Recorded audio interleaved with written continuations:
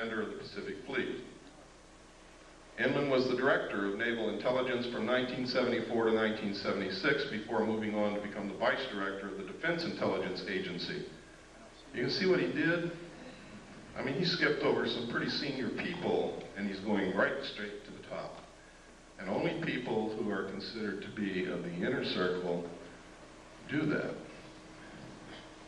He became the director of the National Security Agency in 1977, holding that post until 1981 when he attained the rank of admiral and became the deputy director of the Central Intelligence Agency. He retired from government service in 1982 and became the CEO for MCC. Remember what I was telling you about implants? Microelectronics and Computer Technology Corporation. MCC is a private sector joint venture supported by and share funded by the government and corporate shareholders. The venture was motivated by the Japanese fifth generation artificial intelligence computer project. Yes, next. This is a letter from Bob. Remember I told you Bob Swan was the one who talked me into going back after I went AWOL. Later, I got married on June the 2nd, 1972. On June the 1st, 1972, I sat down with Bob and a bottle of scotch and I told him everything I knew and gave him a set of documents to prove it. Bob acknowledges that conversation in this letter. He acknowledges what I told him about alien installations on the moon, about the Kennedy assassination, about the fact that I gave him documents that were highly classified, and he says that he doesn't know what happened to them, he doesn't have them anymore, and it's exactly what he should say. Next.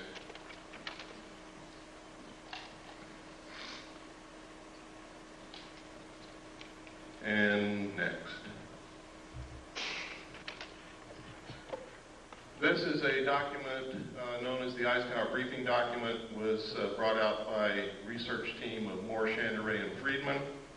William Moore, with Charles Berlitz, wrote a book called The Roswell Incident, which was the first legitimate work on the so-called crash of the flying saucer near Roswell, New Mexico in 1947.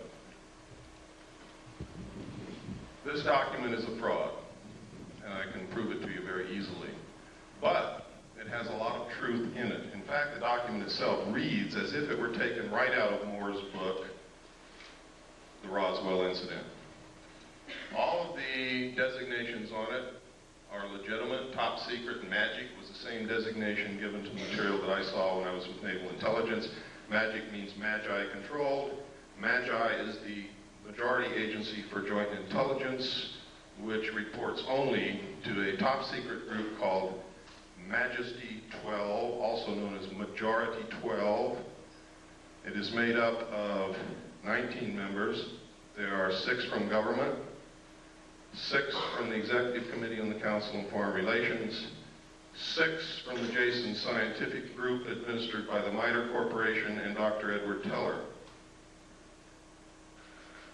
This briefing document calls it Operation Majestic 12. The documents that I saw said that it was Operation Majority.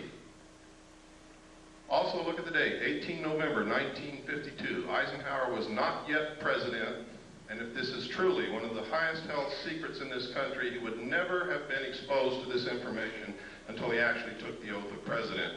He was not even in government service at the time he was elected. He was the president of a college.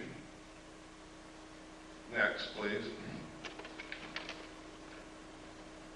I can tell you that of those listed there, those names, Admiral Roscoe Hillenkoetter was the director of the CIA when this group was supposedly formed. If in fact it was formed at that time, he would have definitely been a member. Secretary James V Farstall, according to the documentation that I saw, was a member and was the man responsible for the operation of the recovery of the craft at Roswell, New Mexico. And it is really his story that is outlined in Whitley Strieber's book called Majestic. The main character in that book was an abductee, carried the bodies from the crash site to Los Alamos National Laboratory. In the documentation that I saw, that actually did happen to James V. Farstall. Next slide, please. And next slide. We don't have time to go through every sentence and every paragraph, so I'm just going to hit the major points. Next. Next. On this page, you can see, without any doubt, that this document is a fraud. In enumeration of attachments, you'll see attachment A, special classified executive order number 092447 TS/EO. TS is top secret, EO is executive order. Executive orders are numbered consecutively from president to president, from executive order to executive order, no matter who occupies the White House, for the purpose of continuity and record keeping. Truman wrote executive orders in the 9,000 range. Eisenhower wrote executive orders in the 10,000 range, and so on and so forth. President Nixon wrote in the 11,000 range, and some of the ones that he wrote were actually signed by Carter.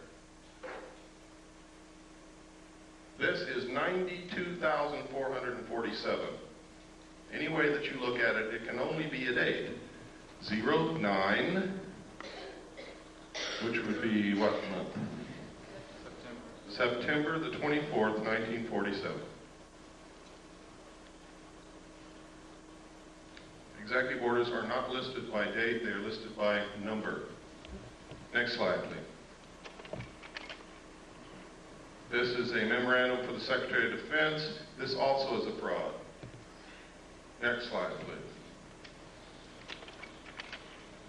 This is legitimate. This came directly from the National Archives. It is legitimate. One thing that makes it important is it does mention NSC, National Security Council / MJ-12 Special Studies Project. In the documentation that I saw, Majesty 12, also known as Majority 12 for security reasons, where I got the name Majority 12 is that they had to have a majority of 12 votes to carry on any motion or any operation or anything that they wanted to do. If they didn't have 12 votes, they couldn't do it. It was abbreviated MJ-12. I also saw documents that there was a special studies group made up of scientists and prominent people belonging to a secret society called the Jason Society, which actually makes up the core of the Council on Foreign Relations, and under them is a Jason scientific group administered by the MITRE Corporation to study all the facts, lies, evidence, disinformation of the alien question and arrive at what the truth was. It was a 3-year study. Dr. Zbigniew Brzezinski headed the study group for the first 18 months. The second 18 months was headed by Dr. Henry Kissinger. During that time, Dr. Henry Kissinger, this is historical record, wouldn't even speak to anyone. He was gone, get up early, he'd leave, he'd come back very late at night, didn't talk to anybody, didn't care about anybody. He was so engrossed in whatever he was doing that it was like he was living in another world. His wife actually divorced him for this. So it fits. If he was really studying the alien question, I think that's the only thing that I can think of that would engross me so much that I would neglect my wife. Something of such historical and monumental consequence as that. Next slide, please.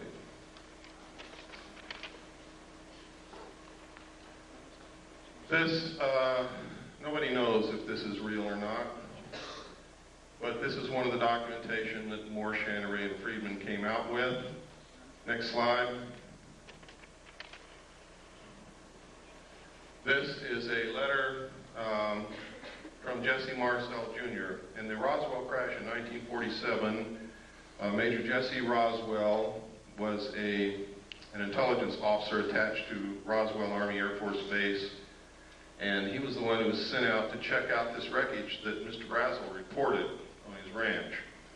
When he got there, he determined that this wasn't anything he'd ever seen before, didn't know what it was, gathered it all up, put it in his car, took it home, showed it to his wife and child that night, and the following morning took it into the base. That night, when he showed it to his child, Jesse Marcel Jr., interpreted that this